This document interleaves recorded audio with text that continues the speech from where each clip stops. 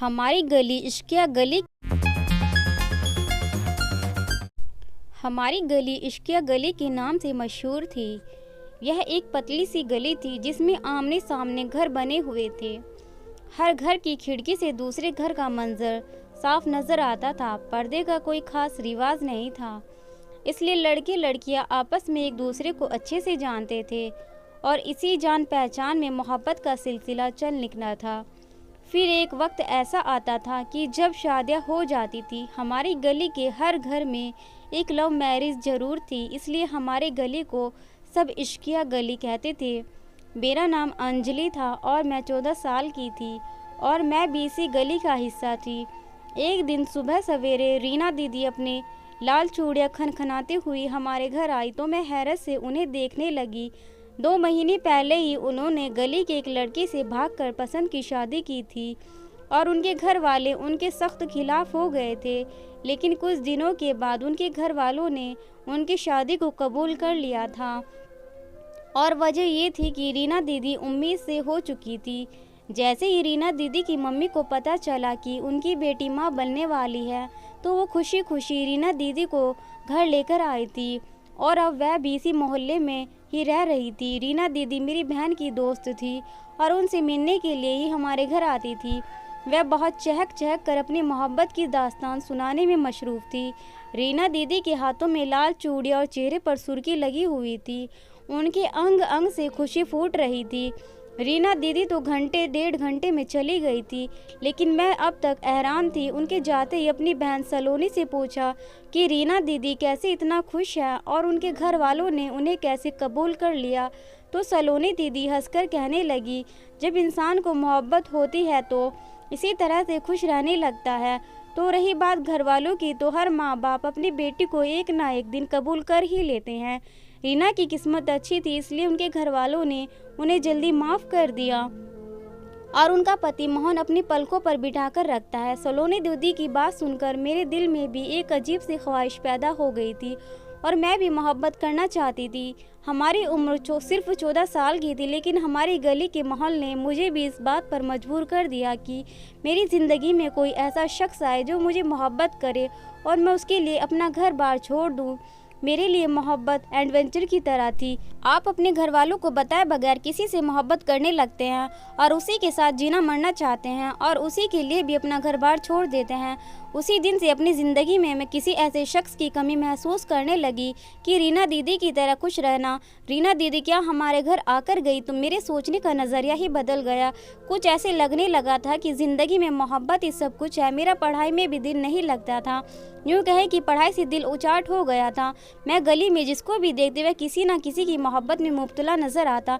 यहाँ तक कि सलोनी दीदी पड़ोस वाले श्यामू भाई को पसंद करती थी और ये बात मैं काफ़ी वक्त से जानती थी। श्यामू भाई आधी रात को चुपके से छत पर सलोनी दीदी से मिलने आया करते थे और सलोनी दीदी मेरे बराबर वाले बिस्तर से उठकर बाहर चली जाती।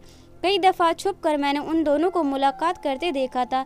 श्यामू भाई जिस तरह सलोनी दीदी से मोहब्बत भरी बातें करते, मेरा भी दिल करता कि ऐसी बातें सुनने के लिए कि मुझसे भी कोई मोहब्बत करे। और मेरी ज़िंदगी में ऐसा शख्स आ ही गया जो मेरे लिए बहुत ही खास बन गया था। हमारे सामने से बराबर वाले घर में नए किराएदार आए थे। ये छोटी सी फैमिली थी जिसमें एक बूढ़ी माँ और 2 बेटे थे। उनका बड़ा बेटा एक कुलदीप मुझे पहले ही नज़र में पसंद आ गया था।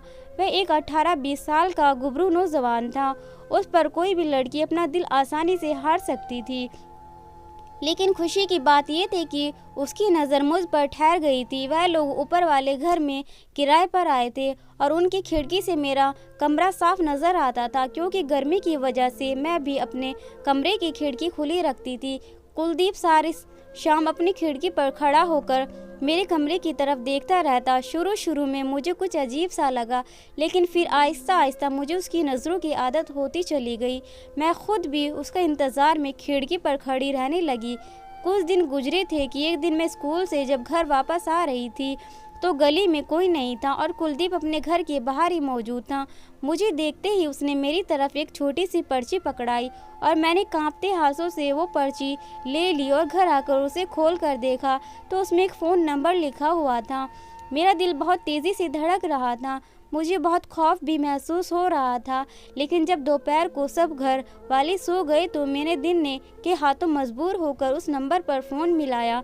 दूसरी तरफ कुलदीप मेरा ही मुंतज़िर था और उसके दरमियान हम दोनों में 1 घंटे तक बात होती रही और कुलदीप ने अपने दिल की बेकरारी को मुझसे बयान कर दिया। कुलदीप के लफ्ज़ों की चाशनी ने मुझे पूरी तरह अपने शहर में लिपटा लिया था। उसकी हर बात मोहब्बत से गूंजी हुई थी और उसने मेरी आंखों में मोहब्बत के ऐसे खूबसूरत पन्ने भर दिए थे कि मैं अपने आप को दुनिया की सबसे खुशकिस्मत तरीन लड़की समझने लगी थी। कुलदीप ने मुझे मेरी ही नज़रों में खास बना दिया था और उस दिन के बाद से ही हर दिन कुलदीप और मैं दोपहर के वक्त घंटों बातें करते। कभी कभी वह बात करते करते मोहब्बत के जज्बात में बह जाता और मैं शर्म से पानी पानी हो जाती। लेकिन मुझे ये सब कुछ अच्छा लगने लगा था। मैं कुलदीप की मोहब्बत में पूरी तरह डूब चुकी थी और कुलदीप भी मेरे इश्क में पूरी तरह दीवाना हो चुका था। कुलदीप ने मुझसे मुलाकात की ख्वाहिश का इजहार किया तो मैं भी राज़ी हो गई और स्कूल से आधी छुट्टी लेकर कुलदीप के साथ घूमने निकल पड़ी। कुलदीप ने मुझे अपनी बाइक पर बैठाकर शहर की सड़कों पर घुमाता रहा और उसने पूरी तरह अपनी मोहब्बत का पूरी तरह से यकीन दिला दिया। वह कह रहा था कि मुझसे शादी करना चाहता है, लेकिन मैंने उसे बताया कि अभी मेरी उम्र बहुत कम है और मुझसे बड़ी एक बहन भी घर में मौजूद है। कुलदीप अपनी बेताबियों का इजहार करते हुए कहने लगा कि मेरे बगैर वो एक पल भी नहीं गुजार सकता और अब वो मुझसे मिलना चाहता है। कुलदीप हमेशा यही कहता है कि मोहब्बत मिलन के बगैर अधूरी है और मुझे भी यही लगने लगा था और मैं भी कुलदीप के साथ अपनी ज़िंदगी को आगे बढ़ाना चाहती थी। लेकिन मैं जानती थी कि अभी मेरे घर वाले मेरे रिश्ते के बारे में बिल्कुल भी नहीं सोचेंगे। मैं महज अभी 14 साल की बच्ची थी जो 9वीं क्लास की तालिबात थी। मैंने कुलदीप को बार बार समझाने की कोशिश की, लेकिन कुलदीप ऐसा नहीं हो सकता। लेकिन कुलदीप की बेकरारियाँ हद से ज़्यादा बढ़ती गई थी और एक दिन वह कहने लगा कि मुझसे कोर्ट मैरिज करना चाहता है। एक दफ़ा जब हम दोनों शादी कर लेंगे तो सब लोग खुद ही कबूल कर लेंगे। और रीना दीदी से मिलने के बाद तो मैं भी इसी बात पर यकीन रखती थी कि एक ना एक दिन घर वाले कबूल कर ही लेंगे। कोर्ट मैरिज के नाम पर मैं कुछ परेशान हो गई थी, तो मैं भी यही चाहती थी कि अब कुलदीप के साथ ज़िंदगी गुजारूं। लेकिन ये एक मुश्किल फ़ैसला था और इस फ़ैसले को लेने के लिए कुलदीप ने मुझे बहुत ज़्यादा मजबूर कर दिया था। मैं बार बार यही बात दोहराता आता कि मैं उसके साथ खामोशी से चलकर शादी कर लूं। मोहब्बत के आगे मैं हार गई थी और एक रात उसके सबके सोते घर से सारे पैसे और जेवर लेकर निकल पड़ी। मोहल्ले के आखिरी कोने से कुलदीप ने मुझे ले लिया और हम दोनों उसकी बाइक से निकल गए। किसी ने हमें भागते नहीं देखा था और ना ही किसी को मेरी कुलदीप की मोहब्बत के बारे में कुछ इल्म था। मेरा दिल खौफ से सूखे पत्ते की तरह कांप रहा था, लेकिन कुलदीप ने मेरे हाथ अपने हाथ में लेकर यकीन दिलाया था कि जल्द ही हम शादी करके लौट आएंगे और फिर पहले की तरह सब ठीक हो जाएगा। काफ़ी देर सफ़र करने के बाद कुलदीप ने मुझे एक फ्लैट में लेकर आया। कहने लगा कि ये रात हम यहीं गुजारेंगे और फिर सुबह मंदिर में शादी कर लेंगे। उसने मुझे बताया कि यह फ्लैट मेरे दोस्त का है जो उसने मेरे लिए ख़रीदा है। कुलदीप बार बार मुझे इस बात का यकीन दिला रहा था कि जल्दी सब कुछ बिल्कुल ठीक हो जाएगा। वह मुझसे कहने लगा कि तुम बिस्तर पर जाकर लेट जाओ और कुछ देर आराम कर लो। वह अपने दोस्त को फ़ोन करके उनसे बताएगा कि हम पहुंच गए हैं। मैं बहुत घबरा रही थी और कुलदीप की बात पर खामोशी से अंदर कमरे में आकर लेट गई। ये ज़िंदगी में पहली दफ़ा था जब मैं अपने घर वालों से रात के वक्त बाहर थी और वह भी इस तरह भाग कर आई थी। मैं आंखें बंद करके लेटी तो मुझे अपने माँ बाप का चेहरा याद आने लगा। मुझे यकीन था कि जब मैं उनके घर में नहीं मिलूंगी तो बहुत परेशान होंगे, लेकिन साथ ही साथ कुलदीप के मोहब्बत भरे जुमले मेरे कानों में गूंज रहे थे। मुझे रीना दीदी का चमकता धमकता चेहरा भी याद आ रहा था। वह भी तो अपने पति को पाकर शादाब हो गई थी और यकीनन उन्होंने भी ऐसा मुश्किल वक्त गुजारा होगा। जब ही वह मोहब्बत की मंजिल हासिल कर पाई थी।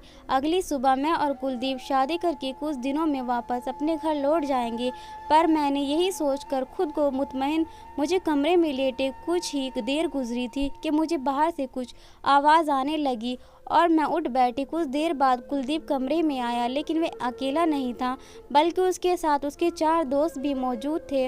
मैं हैरानी से उन सब को देखने लगी। कुलदीप ने मुझे अपने दोस्तों से मिलवाया। कुलदीप के दोस्त लेकिन मुझे कुछ अजीब से लग रहे थे। कुलदीप के एक दोस्त ने अचानक ही आगे बढ़कर मेरा हाथ पकड़ लिया और वह मेरी तारीफ करने लगा। मेरे अंदर एक अजीब सी झिरझिराहट सी पैदा हो गई।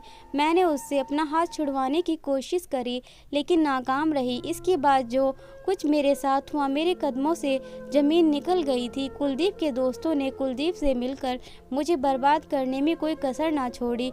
कुलदीप हंसते हुए कह रहा था कि तुमसे अपने जज्बात संभाले नहीं जा रहे थे, अब क्यों पीछे हट रही हो? तुम्हें तो अपनी तारीफ सुनने का बहुत शौक था। देखो अब हम सब मिलकर तुम्हारी तारीफ कर रहे हैं। उन सब ने बारी बारी मुझे यही कहा, कहीं का ना छोड़ा, और मेरा सारा जिस्म जख्मों से चूर हो गया। मेरी चीख से कमरा गूंज उठा, लेकिन वहशी दरिंदों को तो कोई फ़र्क ही ना पड़ा। 14 साल की उम्र में मेरे साथ जो कुछ हुआ, मेरे लिए सांस लेना मुहाल हो गया। सुबह का सूरज तुलू होने तक मैं उनके रहमो करम पर पड़ी रही। मुझे लगा कि सूरज तुलू होने पर मुझे इस दुख से नजात मिल जाएगी और कुलदीप मुझे मेरे घर छोड़ आएगा, लेकिन मैं बहुत बड़ी गलतफहमी का शिकार हो गई थी। आने वाले 15 दिन मेरे लिए किसी क़यामत से कम नहीं थे। कुलदीप और उसके दोस्त हर रात मेरे साथ और सारा दिन तड़पने के लिए छोड़ जाते। मुझे अब मालूम हुआ था कि कुलदीप का तो कभी मुझसे शादी करने का कोई इरादा ही नहीं था, बल्कि वह मेरे कम उम्री का फ़ायदा उठाकर मुझे अपने जाल में फंसा रहा था और मैं किसी भोली भाली चिड़िया की तरह उसका शिकार बन गई थी। कुलदीप और उसके दोस्तों का यही धंधा था।